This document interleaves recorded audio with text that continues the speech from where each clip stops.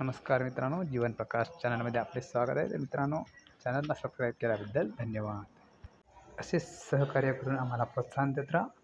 तर मित्रांनो, आपण पाहत आहोत 1 एप्रिल रोजी होणारा एक विचित्र योग, ज्यामध्ये मीन राशीमध्ये 6 ग्रह येत आहेत. शुभग्रह आणि पापग्रह यांचा हा योग आहे. यामध्ये शुभग्रह आहेत शुक्र, रवी आणि बुध. पापग्रह आहेत शनी, नेपच्यून आणि राहू. आपण वेगवेगळ्या लग्न कुंडलीमध्ये जातकाचा फलादेश पाहत आहोत. आत्तापर्यंत आपण मीनपासून तर वृश्चिक राशीपर्यंत पाहिला. आता या व्हिडिओमध्ये आपण पाहणार आहोत धनुराशीचे लग्न ज्या जातकांचे आहे त्यांच्यासाठी या विचित्र योगाचा फलादेश. तर इथे धनु लग्न आहे. त्यामध्ये धनेश आणखी तृतीय हा शनी आहे, आणखी तो चतुर्थात आहे. त्याचबरोबर यामध्ये दशमेश बुध आहे आणि सप्तमेश देखील आहे, आणि तो चतुर्थात आहे. त्याचबरोबर इथे चतुर्थेश आणखी लग्नेश हा गुरु आहे, आणखी तो षष्ठामध्ये आहे.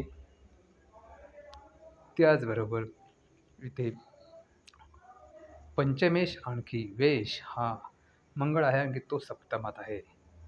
त्याचबरोबर षष्ठेश आणखी लाभेश शुक्र आहे, तो चतुर्थात आहे. तर अशा प्रकारे मित्रांनो हे विचित्र योग होत आहेत. त्याचबरोबर या 6 ग्रहांबरोबर मंगळ हा सप्तमातून केंद्रयोग करेल. त्याचबरोबर या कुंडलीमध्ये मंगळदोष आहे, त्यामुळे मंगळाची अनिष्ट फळे देखील या जातकाला मिळतील. मंगळ हा मिथुन राशीमध्ये आहे, जी त्याची चतुर्रास आहे. तर शनी हा धनेश आहे, त्यामुळे मित्रांनो याला आपल्या प्रॉपर्टी, स्थावर इस्टेट यावर खर्च करावा लागेल.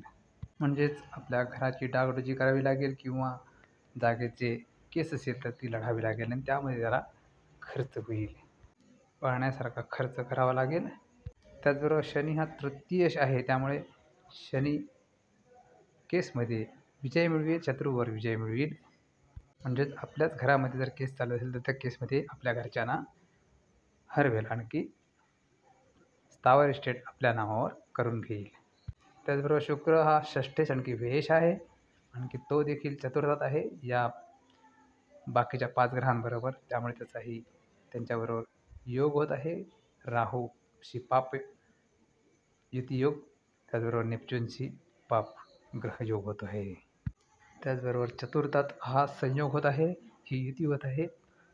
शुक्र पापग्रहाने ग्रस्त होत आहे, आणखी तो घरामध्ये आहे. चतुर्थ स्थान हे आपल्या घराचे आहे, त्यामुळे आपल्या घरामध्येच या लोकांचे काहीतरी प्रकरण चालू शकते, आणखी घरामध्येच एक अनिष्ट प्रकारची गोष्ट होऊ शकते. त्यामुळे अशा लग्नकुंडलीच्या जातकांनी याची काळजी घेतली पाहिजे. आपल्या घरातील लोकांवर लक्ष ठेवले पाहिजे. त्यांचे व्हॉट्सॲप मेसेज, इंस्टाग्राम, फेसबुक हे मेसेज चेक करत राहिले पाहिजे. याच्यावर ट्रॅक ठेवला पाहिजे, जेणेकरून ते वाह्यात बनत नाहीत, यावर लक्ष द्या. त्याचबरोबर मित्रांनो, आजकालच्या धगधगीच्या काळामध्ये माणसांना इतर माणसांकडे लक्ष द्यायला वेळ मिळत नाही, घरातल्या इतर माणसांवर लक्ष द्यायला वेळ मिळत नाही. त्यामुळे खूप समस्या होत आहेत, आणखी घरामध्येच व्यभिचार होत आहे. नाती-गोती विसरून लोक फक्त काम वासनेमध्ये दंग होऊ पाहत आहेत, काम वासनेमध्ये लुप्त होत आहेत, आणखी त्यामुळे पूर्ण परिवार उद्ध्वस्त होत आहे. सर्वांना या संकटाचा सामना करावा लागत आहे. त्यामुळे जे कोणी अशी कृती करतील त्यांना कडक शिक्षा करणं आवश्यक आहे.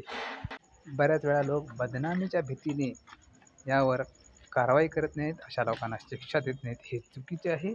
आपण आपल्या कुटुंबाला फक्त बदनामीसह वाचवतो, परंतु जगाला या दुःखाच्या खाईमध्ये रडत असतो. त्यामुळे मित्रांनो, अशा व्यक्ती तुम्हाला तुमच्या घरात आढळतील तर त्या दोन्ही व्यक्तींना कडक शिक्षा दिली पाहिजे, जेणेकरून त्यांना मरणप्रद दुःख भोगावे लागेल, आणि ते पाहून इतरांना तो गुन्हा करण्यास एक ताकद मिळणार नाही, एक डेअरिंग होणार नाही, जेणेकरून त्यांच्यावर कडक शासन असेल. त्यामुळे अशा प्रकारच्या व्यभिचाराला आळा बसेल.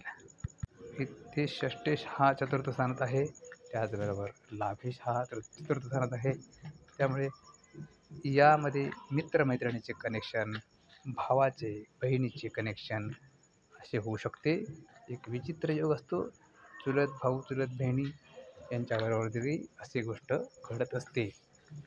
त्याचबरोबर मावस भाऊ मावस बहीण ह्या सगळ्या गोष्टी असतात. आणखी त्यांना ती नाती सांभाळणे आवश्यक आहे. कारण मित्रांनो अशी घटना झाली तर 2-2, 3-3 कुटुंब बरबाद होतात. आणखी त्यामुळे सगळ्या कुटुंबाला त्याच्या दुःखाची झळ पोचते. आणखी त्यांना भविष्यामध्ये त्यांच्या मुलामुलींची लग्न करण्यास खूप संकटाचा सामना करावा लागतो.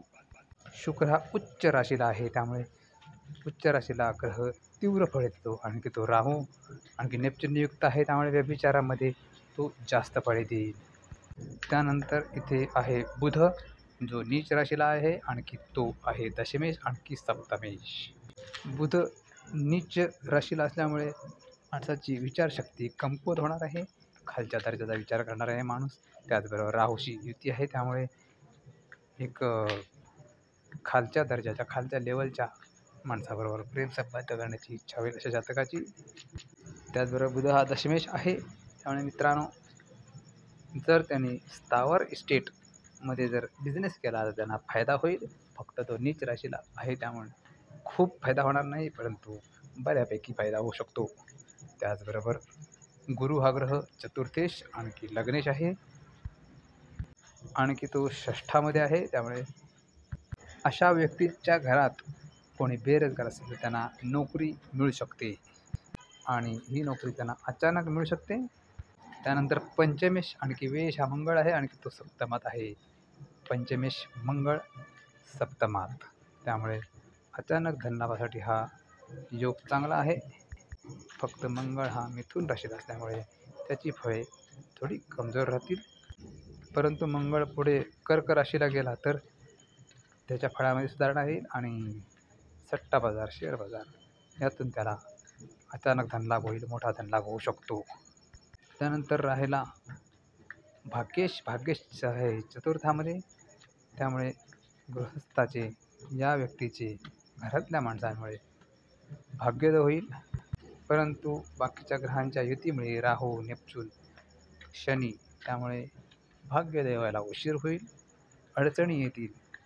आणखी लाच देऊन प्रमोशन मिळवावे लागेल, अशा गोष्टी कराव्या लागतील, बेकायदेशीर गोष्टी कराव्या लागतील. आणखी त्याच्यानंतर त्याचा भाग्योदय होईल. तर हा फलादेश होता धनु लग्न कुंडलीसाठी. 1 मे पासून पुढे 2 महिने या कालावधीकरता हे फळ जातकाला मिळू शकते. परंतु हा फलादेश सर्वांसाठी लागू होणार नाही. त्यासाठी तुम्हाला मूळ जन्मकुंडली पाहावी लागेल आणि त्याच्यात शुभाशुभ ग्रह पाहावे लागतील आणि त्यानुसार त्यांना फलादेश द्यावा लागेल. जर कुंडलीतील शुभग्रह असतील तर ते फळ चांगले देतील, अशुभ असतील ते आणखी अशुभ देतील फळ.